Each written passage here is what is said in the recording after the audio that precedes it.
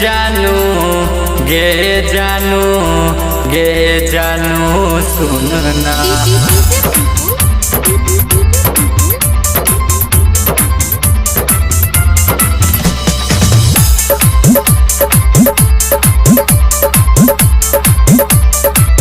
चला गेला ससुरा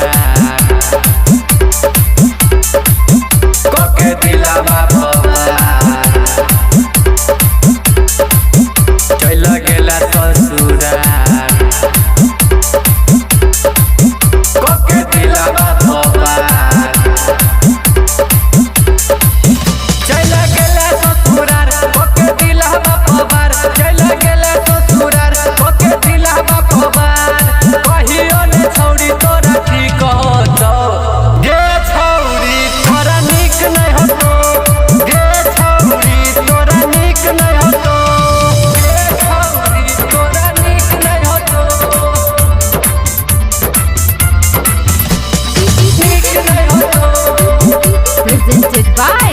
Tihu Music Darbhanga निक नै होतो तोरे चक्कर में गे जानू बन गेलियो गजेरी पागल बनल गेहियो होके तोहरा से दूरी सोहे खाई के कसम कसम कसम भूल गेला के सनम सनम सनम सोहे खाई के कसम भूल गेला के सनम अब कहियो ने ठीक होतो गे छौरी तोरा निक नै होतो गे छौरी तोरा निक नै होतो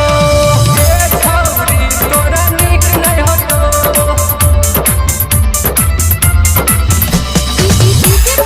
निक नै होतो निक नै होतो कह छोरा जा रंगीला कह देली तू अकेला राकेश नरेश के तू दो दिली अपन दिलवा चल गेला।